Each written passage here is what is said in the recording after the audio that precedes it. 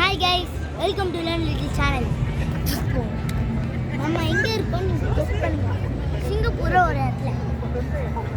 சரி நானே சொல்லிடுறேன். நம்ம sky park Singapore.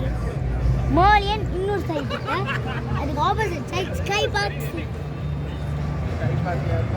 Singapore flyer அப்படின்னு ஒன்று. அந்த இடம் நம்ம மேலே போகலாம்.